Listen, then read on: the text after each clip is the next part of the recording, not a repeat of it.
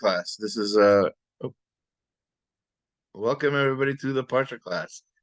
Parsha Mikeitz 5784. This is the last night of Hanukkah, Zod Hanukkah, and it's a very special night, Zod Hanukkah.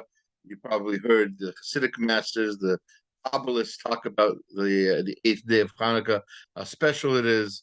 Where there's a lot of descriptions of Hashem, and one of the descriptions of Hashem is that Hashem makes miracles. This is the night that Hashem makes the miracles.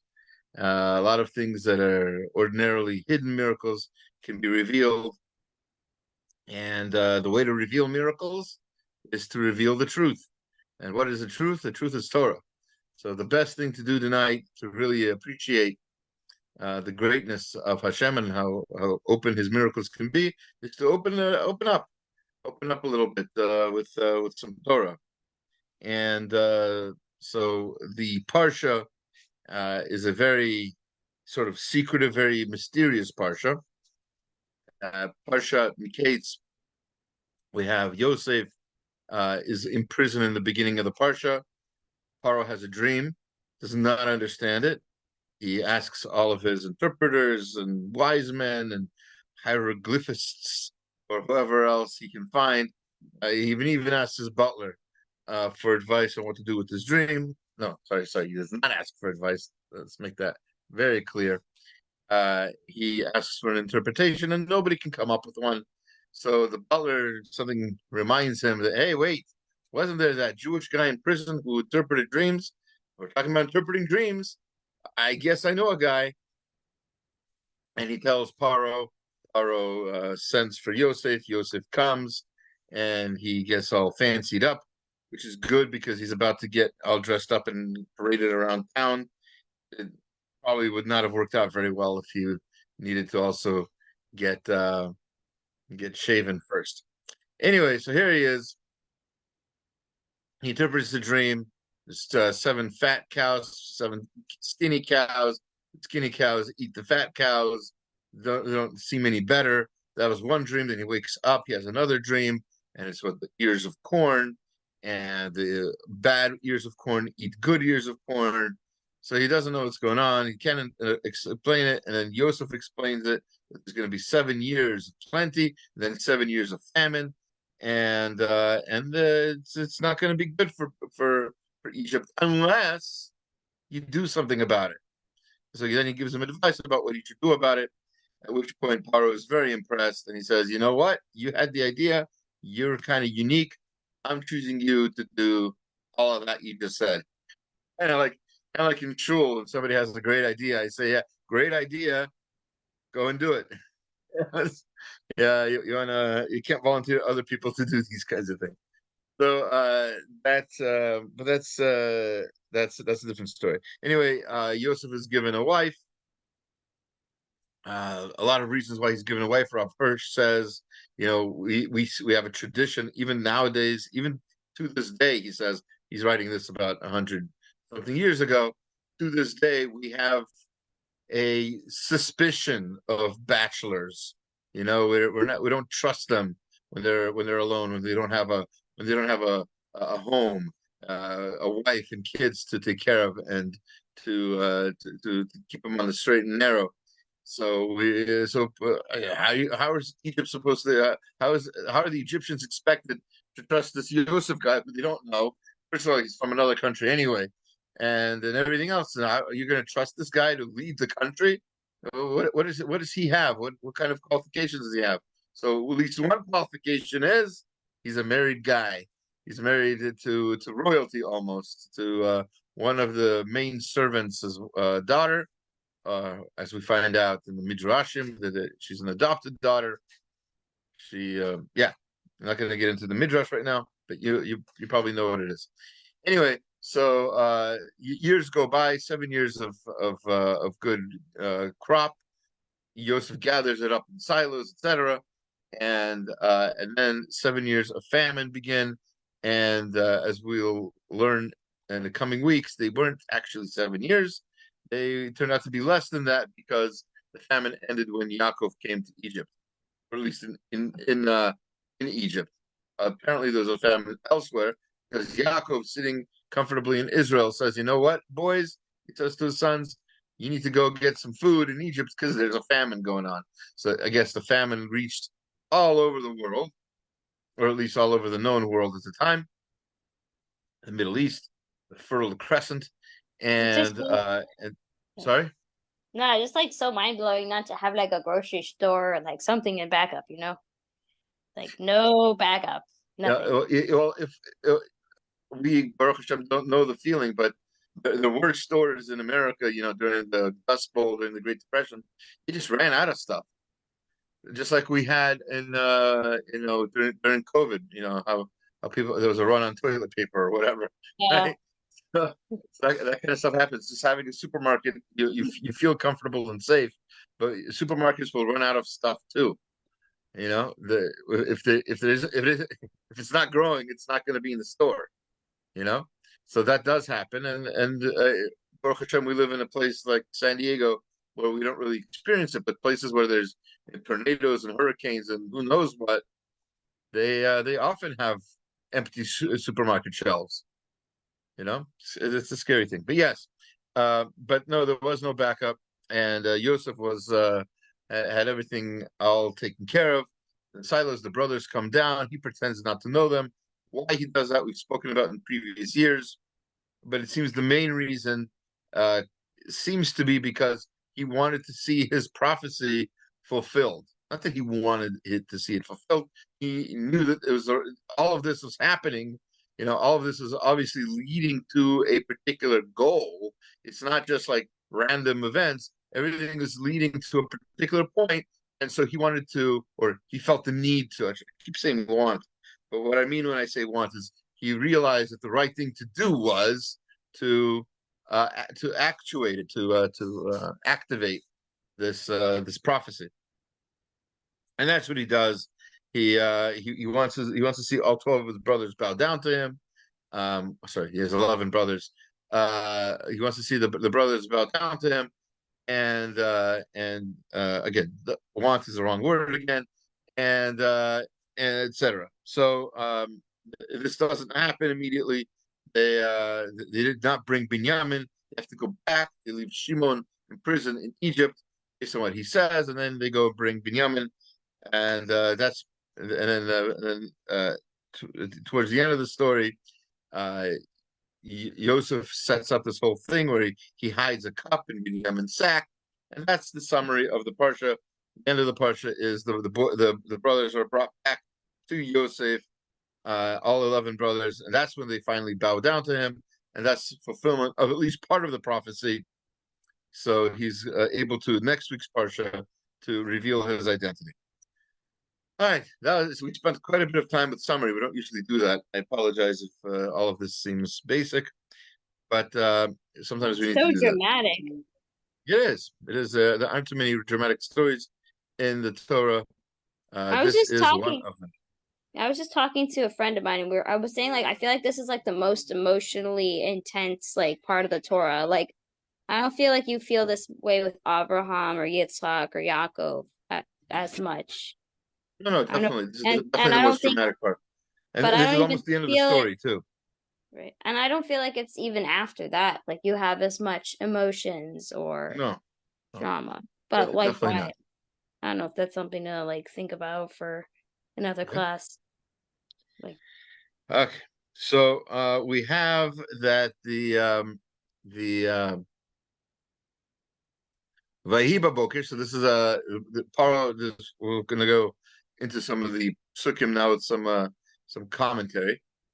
So it was in the morning. This okay. Vahiba Boker. It was in the morning. Tipaem rucho yishlach v'yikra et kol chartumei Mitzrayim et kol hachamecha. So he was concerned. Paro was worried, so he called his wise men and his hieroglyphists. I guess how you pronounce that. V'saper Paro lahem et He told them the dream. Ain't poter otam leParo. He could not explain it to Paro. So we know the next thing is that he does is he calls over Yosef. and Yosef doesn't interpret the dream. So how come he didn't have Pharaoh didn't have a Torah, in front of him? How did he know that Yosef's interpretation was the good one and all the other ones were bad? So first of all, what were the other interpretations? The Midrash tells us that the other interpretations had to do with you're going to have 7 daughters, you're going to marry 7 sons, you're not going to like the sons-in-law, whatever, all kinds of different interpretations, and none of them seemed to be to Paro's satisfaction. So the one reason why he chose his interpretation over the other people's was because of what the Or HaChaim writes. A very, very beautiful piece, and I think it's good. It gives us quite a bit of insight. He says, Pharaoh lo tzorech. The verse we just read says that they gave the interpretation, right? And they did not interpret it for him, liparo, to Paro. So what is the word to Paro doing in that verse? Doesn't seem to be necessary. So says the Or HaChaim,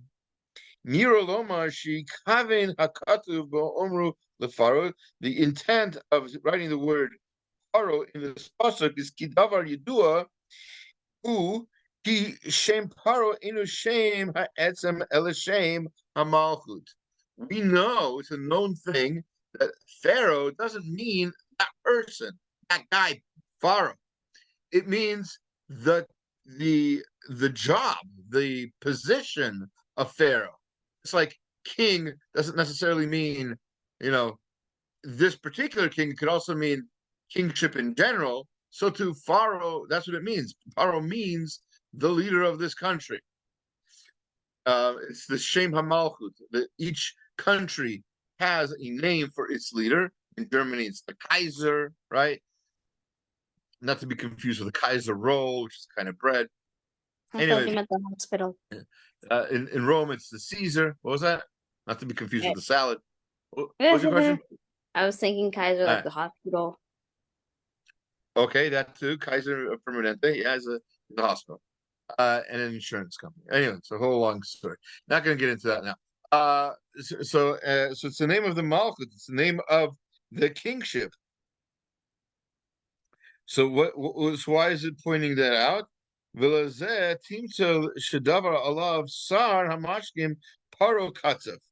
why, by the way, later on you find that the butler said to Paro, Paro did this. In other words, ve'ein mehamusar sheyaskir shem hamelech b'fana b'seder zeh. He didn't want to mention the actual king's name like that. Elavada shehu shem malchuta chen amruzal. This is clearly his title. Right? It's the title of the kingship and not his name. As the rabbis point out. By the way, the rabbis don't point this out anywhere except in the Zohar, or it could be also in the Midrash.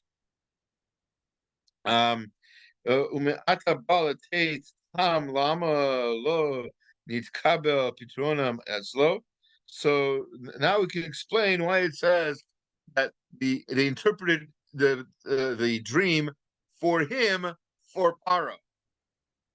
In other words, this dream didn't happen to anybody. This dream happened to the king.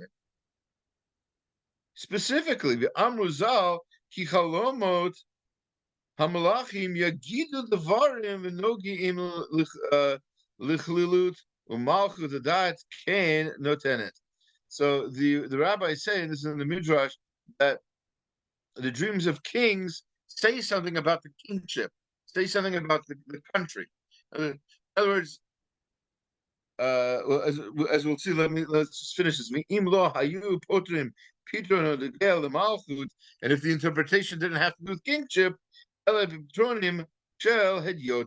And all their other interpretations were interpretations that had to do with regular people. In other words, anybody can have 7 daughters who married 7 bad sons-in-law, God forbid. That's possible for anybody. So what specific is there about this dream that's king related?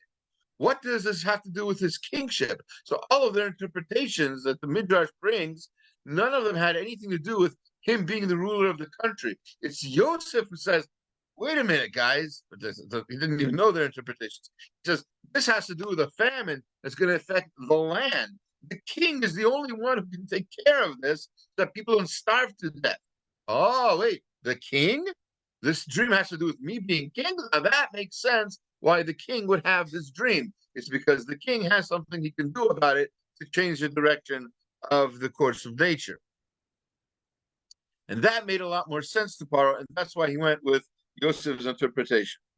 So that's it's a beautiful idea from the Or HaChaim. And again, this just goes to show that if you learn Torah deeply enough, you just what set him off? What set off the Or HaChaim to say this? Is the fact that this verse had an extra word, a word that we didn't notice was even extra if we were just reading it as a parsha, right? They interpreted the dream for him, for Pharaoh. In other words, they interpreted the dream for a Pharaoh, right? It's a Paro level dream. It's not a regular person level dream. This is a dream that was suited for Paro because he's Paro, and then the interpretation had to make sense for only Paro and not for anybody else. Does that make sense? All right. I'm guessing that's a yes. Okay. Yeah, sorry, I was nodding. Okay. Good. All right. Let's skip a few verses to chapter 41, verse 17. So over there, he's already giving the dream. He's telling over the dream, and as Chazal point out, there are a few times that he actually changes what because we had the dream, right? When you read the Torah, the first Aliyah, when he has the dream, we actually see what the dream was. So when we hear him tell the dream over again to Yosef, for us it's repetition. And if you're not careful, you might think it's exactly what you read before. So there are actually little details, little changes in the dream that he had, and it's worth finding out why exactly he had those changes. So, for example, chapter 41, verse 17, it says, Pharaoh speaking to Yosef, Vidabra Pharaoh el Yosef. Pharaoh said to Yosef, me in my dream, Hinini, behold, Omed al Sfat Ayor. I was standing at the bank of the Yor, of the river, the Nile. And that's not, I wish I had hold on, let me see if I can find it fast enough. The original dream said nothing about that. It said he was dreaming, and it says, Hine Omed al Yor. He was standing over the Nile. Not al Sfat HaYor, not standing like right at the edge. So why does it have to? Why is he mentioning something that didn't happen in the dream? Did he forget the dream? Okay, maybe there's commentaries to say that, but it seems that there's something else going on. And the Kli Yakar of Prague fame, student of the Maharal, by the way, he says that the fact that he was standing on at the river, Paro Amar al Sfatayor, but he said that he was standing at the edge, at the bank of the river.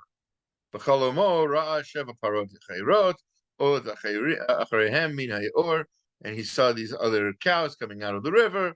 He doesn't mention when he's telling over the dream that they came from the river. He says they came to the river, or they didn't not specifically mean Hayor. Right? That he was standing by the that are standing by the cows. Lo hiskir zeh be apshat lo hiskir zeh kedei shelo yavin Yosef shelo hayu nirim raot kuli alma b'sha'a she'amdu etzel hatovo. Because the way he saw in the dream was he saw the bad cows eating the good cows. That's not exactly how he describes it to Yosef. Of all kishalo amdu atzlehem, he doesn't mention he was standing next to him. Well, how you near him? Ra'ot kokaf. He didn't see that they were bad at all. There's just cows that ate the good cows. The shalo how you ra'ot kuli ama be'erech hatovot. Paro. So why isn't Paro mentioning this? That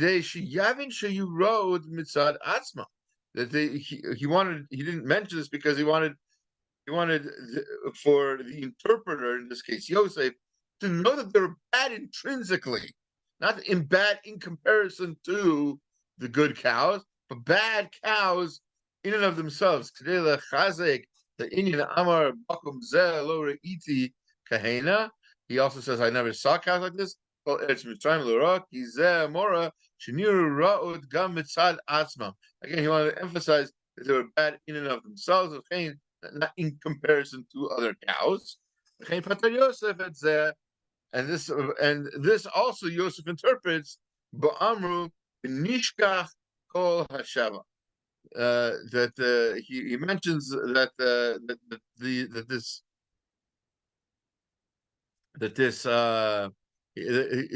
he mentions that all seven of them. Shelo Tomar Shelo Haya Ra'av Mamish. He also doesn't say that there was going to be a famine. El Misha Chuzar Shnei Hashava Hasava. Sorry, but there would be years of plenty. Roa Kenegdam with Tarid Shnei Hara'av. To counterbalance the years of famine.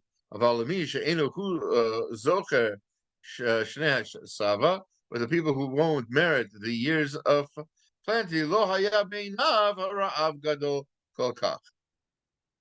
So, in other words, Pharaoh changed the wording of the dream, changed the order of things, changed the imagery of the dream. Why is he doing all of this? Parara, Yafod Mara, Brio, Basar, Yosef Amar, and Yosef kind of somehow knew that.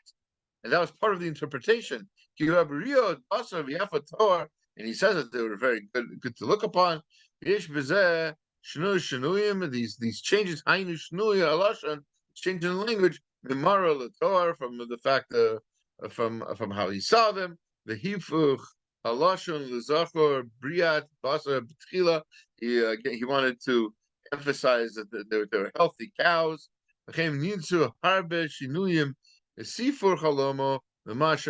changes a lot of the things that were in the dream, and all of this for the purpose of seeing what Yosef would interpret out of this. And the fact that Yosef interpreted that, even this incorrect telling of the dreams, he interpreted it for correctly and put things back in the order where they belong. And that was sort of a test of Yosef to see if Yosef could actually interpret the dream the way that it should have been interpreted. Okay.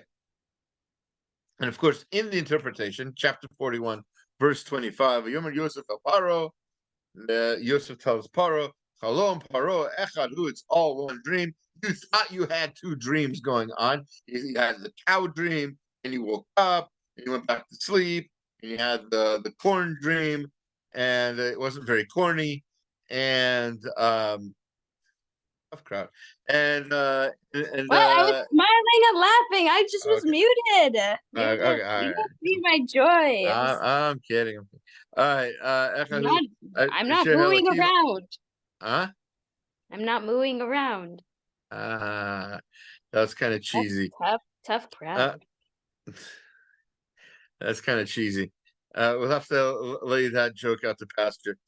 Anyway, I could go on. don't have a cow. As a Paro Echad Hu, it's all one dream. As a Asher Elokim Oseh Higi, the Paro, what Hashem is going to do is what he's telling Paro. Now, a lot of rabbis point out, and it's worth mentioning, a lot of the commentaries point out that look at Paro. He just had a dream that he knows means something, right? And it disturbed him greatly. And it was a pretty nasty dream if you think about it. I mean, it's if you actually try to imagine like 7 scary looking cows, eating 7 healthy looking cows. It's kind of a gross image. And he had that dream. And what does he do? He goes back to sleep. He's Paro. If he was really disturbed, and he was, he could have just snapped his fingers and asked for his advisors to come running and interpreting things. That's not what he does because he cares more about his own sleep than he does about saving the country or figuring out what this foretells. In the short term, he just wants to sleep. I wonder if there's ever been like a horror movie like that, or like somebody wakes up and they hear noises and they know it's like a monster or whatever. They go, but I'm too tired. It's been a long day. I'll go back to sleep. Sometimes it doesn't like that, but I'm curious if there's any comparison with Paro and Achashverosh. Both had dreams, but like Achashverosh woke up. I mean, it was like kind of more about what him. dream did Achashverosh have? Didn't he wake up in the middle of the night and Yeah. have? Okay. Yes. Oh, Yeah. maybe it So wasn't part of it. the Midrash says he I had thought a dream. it was a dream. Yeah, the Midrash says he had a dream. It doesn't say that in the.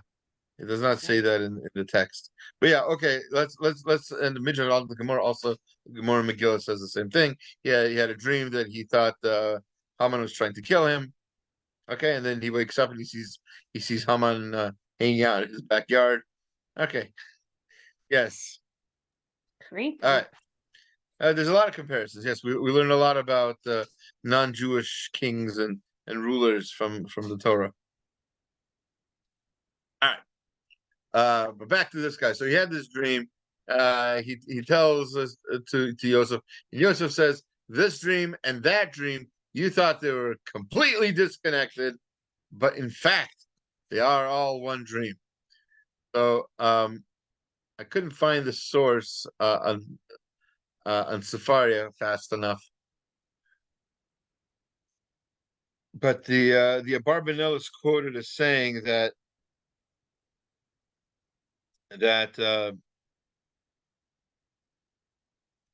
he asked the question, why is he mentioned that Hashem is telling Pharaoh what's going to be?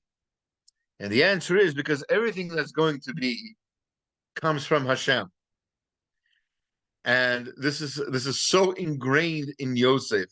It's over and over again through the parsha. By the way, you see it.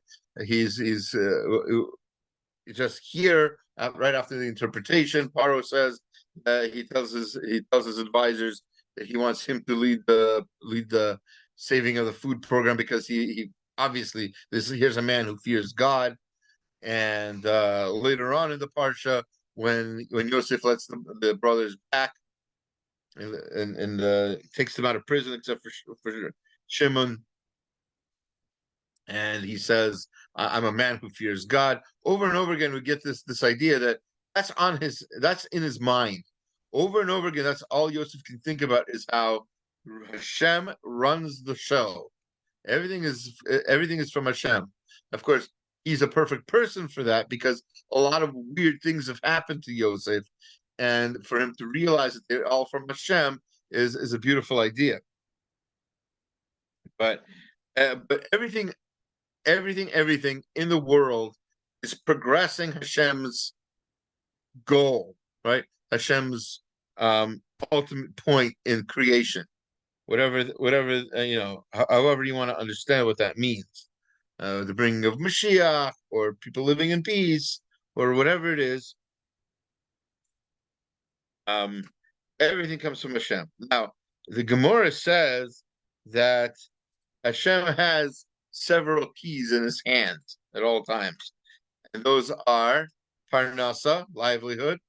No matter what you do, no matter how much effort you put into anything, your livelihood, your parnasa comes directly from Hashem. He holds the key to that. He runs everything. That's true, but he runs things through messengers usually. Parnasa is not through messengers. Parnasa is directly from Hashem. Hashem opens his hand, and Parnasa comes down. Similarly, resurrection of the dead, Tchiyat HaMeitim, is something that is only from Hashem. And so says the Gemara. And also children. Children also come directly from Hashem. Obviously, two parents have to work at it. But in the end, the miracle of childbirth is completely in Hashem's hands. So this dream was Hashem telling Pharaoh. Hashem is telling Pharaoh that these things involve parnas. Right? This is all, at least, this is what people are going to eat. They're not going to have food on their table unless Hashem says so. So this is one of the keys, and there's nothing you can do about it. If the people are if Hashem wants them to be there, parnasa, you're not going to get in Hashem's way. If He wants there not to be parnasa, God forbid, again, nothing you could do about it. So what this phrase is saying again is et asher halokim asa higil. What God will do, not the Pharaoh has a say in the matter or any effect in the matter, but Hashem Pharaoh is being informed of how Parnasa is going to play out according to what the big plan was. Okay. All right. So let's. So that's why he mentions Hashem, and so we have it. Interesting Malbim we're going to look at. Yosef gets married to Asnat. Yes, the sons of Yosef, Menashe and Ephraim. V'ikra Yosef et Shem HaBechor Menashe. Yosef called the name of his firstborn Menashe. Ki Nashani Elokim et Kol Amali ve'et Kol Beit Avi. So the word Nashani means forget. So I'm calling my son Menashe because I have forgotten all of the pain that Hashem has given me and all that my father's house has done for me. I forgot it. As you can probably imagine, if you're trying to forget something, if you have like PTSD or something and don't want to remember, I don't know, let's say some evil chihuahua chased you down the street and its name was Bruno. So there's a very small chance, if you're traumatized by the event, that you'll ever want to name your child Bruno to forget that dog, right? That's not how that happens. So what does it mean that he forgot? It doesn't sound like he forgot. So let's see the next verse. Shem Hasheni, and the name of the second son, Kara Ephraim, he called Ephraim. Why? Ki Ifrani Elokim be'eretz ani. Because I became like pru'urvu. I became fruitful. I became successful in the land of my struggle. What struggle? You forgot about the struggle. Make up your mind. So let's see what the Malbim says in explanation of Yosef's behavior. So all of this, Vikra Yosef, all of this, the history of the naming of Yosef's sons is Misaper Tzitkat Yosef, is coming to teach you the righteousness of Yosef. Shemin Kriyat Shemot Banav Moer Sha'asa Simanim La'atzmo Shelo Yishkach Yemei Anav Be'eh HaTova. He's placing these names on his children, so he won't forget what his struggles have been. In other words, he named the child Menashe because I forgot, meaning I almost forgot. I don't want to forget. I want it clear to me all the time that this happened. It's not like I'm trying to forget a trauma. I'm trying to imprint it in my head so it'll always stay close. Zeh derech hashlamim shatam zeh nitztavinu lechol matzot u'merorim b'leil shmurim. This is why we eat matzah and maror on the night of our guarding, of our being guarded. We shouldn't have to eat maror. What are we remembering the bitterness for? Everything's all cool. It's a great night. Somebody have a question? No, I was just saying, right. Oh, Right. sorry. There's an echo. Yeah, It's also go. like a Molek. Huh? Also like a Molek. What about it? Well, we have a commandment to erase and like not remember Molek, but we have to remember Molek. Yeah. Yeah, I think we spoke about that in the previous year, but it's more like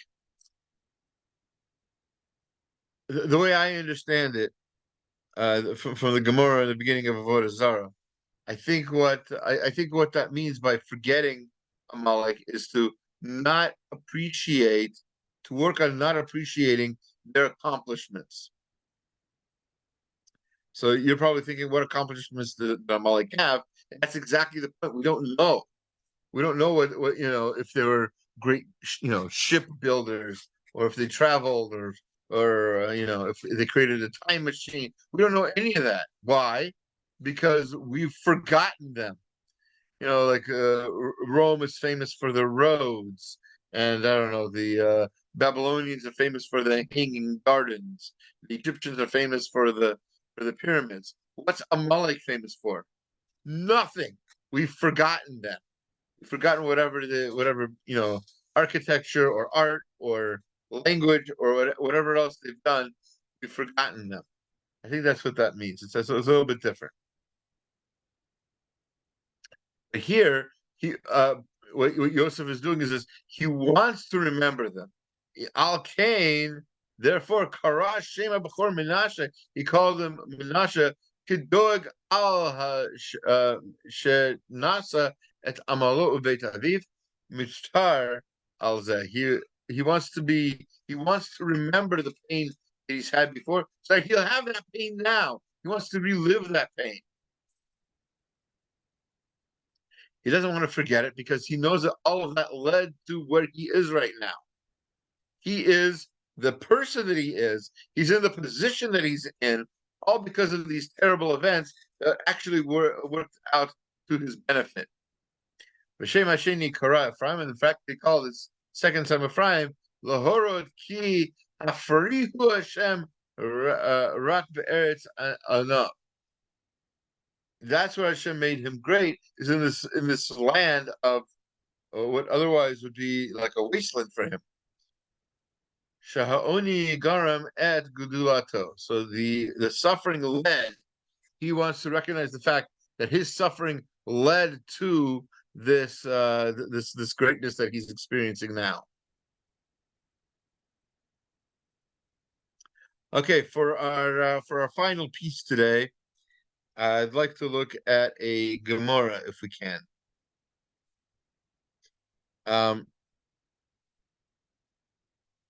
Let's look at the verse first. Chapter 42, verse 38.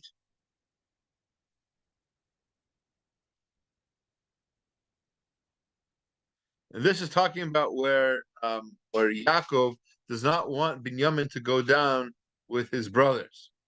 Vayomer, and he says, Lo ireid b'ni imachem, my son will not go with them. Ki achiv mate, their brother died. Hu levado nishar, and now I'm left alone. Yikarahu ason baderech asher telchu ba, v'hiradatem et sevati biyagon she'ola.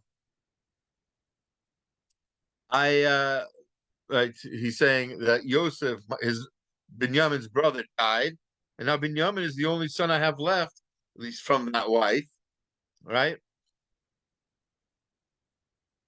and perhaps a son will happen. B'derech, a son means an accident, and then I'll die in misery for that.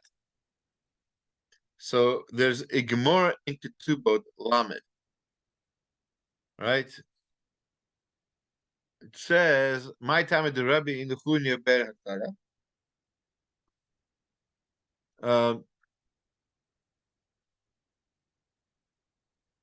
That's weird. 1 second. Sorry. Amar Abai, Nemar Ason, Bidei Adam, Nemar Ason, Bidei Shamayim.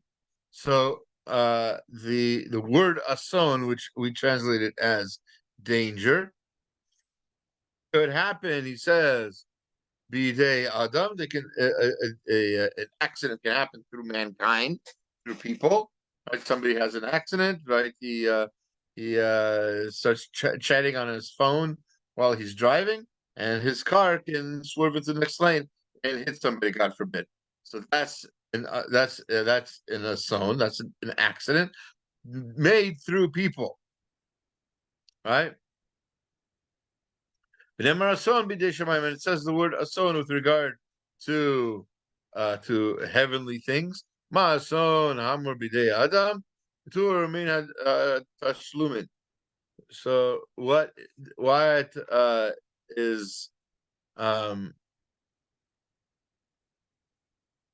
second.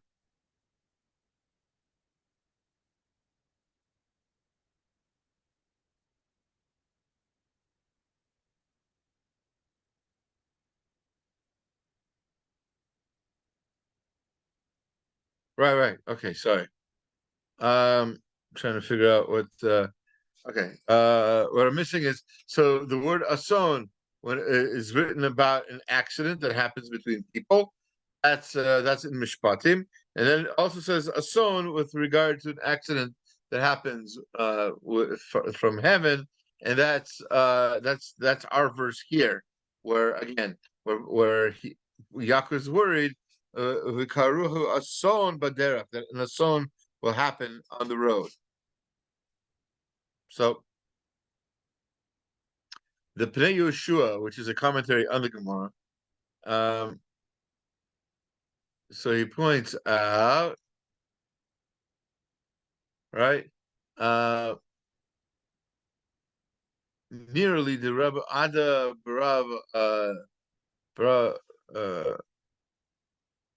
Tavar, the Mistama Lo Haya Maskir Levanov Lemilta B'dei Shamayim, that the brothers were needed to be reminded that accidents can happen through Shamayim. But Imkain Ech Kibel Yehuda Arvos.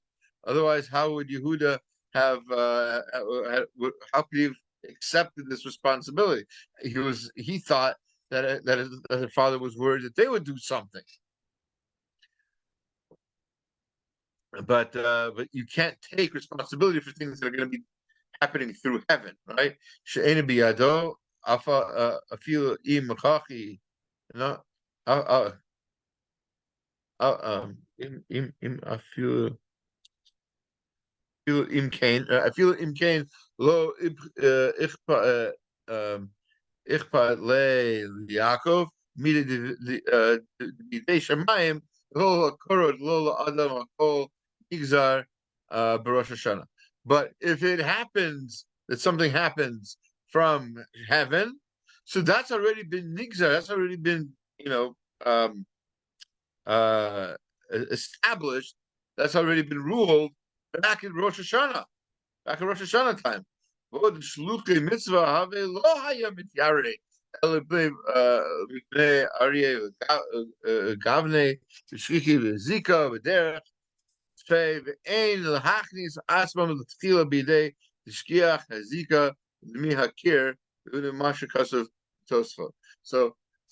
the only thing, and they're going to do a mitzvah, so they have less to worry about.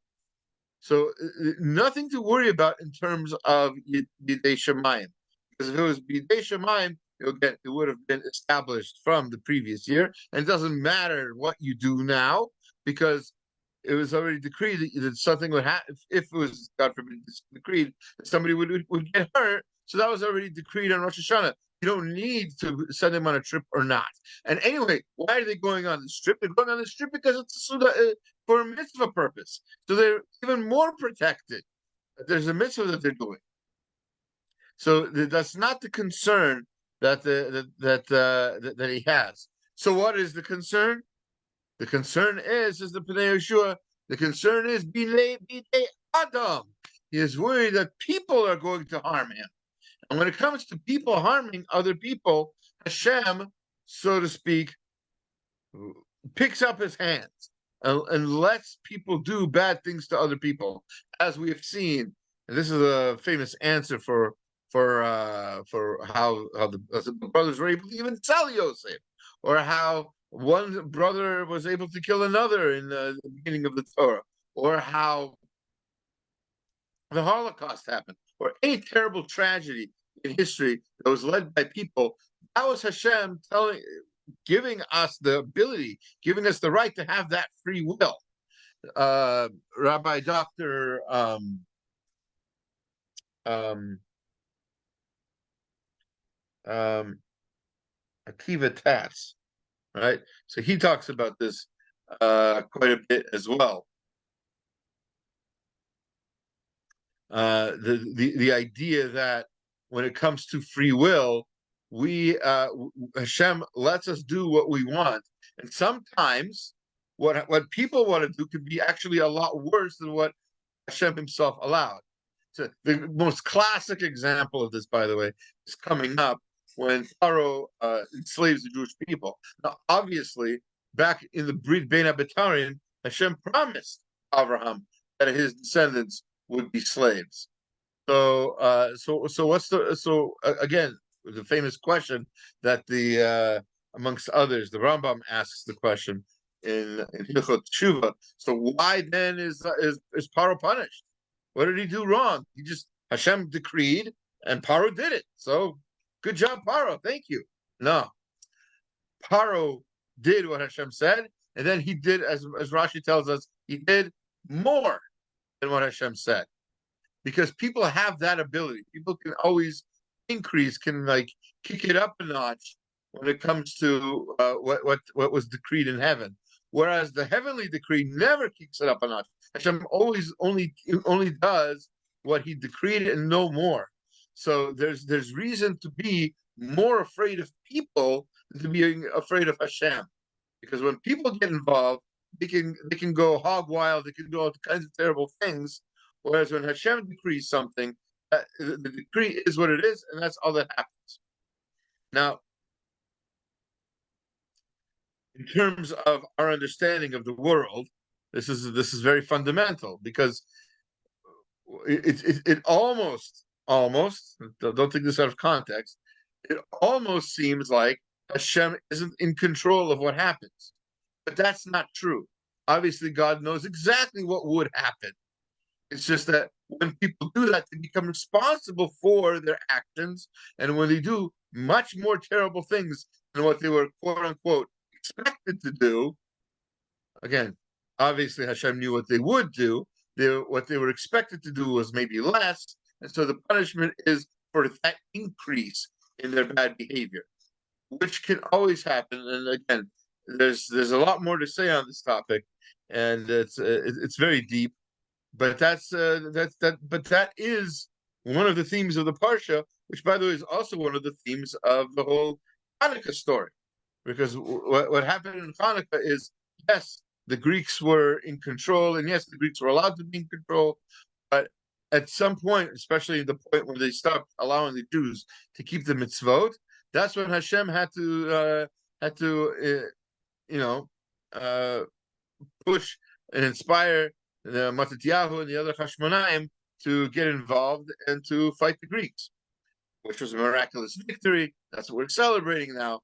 But keep in mind also the end of the story isn't as positive, because again, human beings, have the ability to mess things up much more than what Hashem quote unquote intended for them to do. And so that's the story, and a lot of important lessons I hope that I was able to convey. If you have any questions, this would be a good time to ask as soon as I stop the live feed to Facebook. If you have questions, if you're watching this on YouTube, send the questions in the comments. Thank you, and have a Shabbat Shalom and a happy last day of Hanukkah.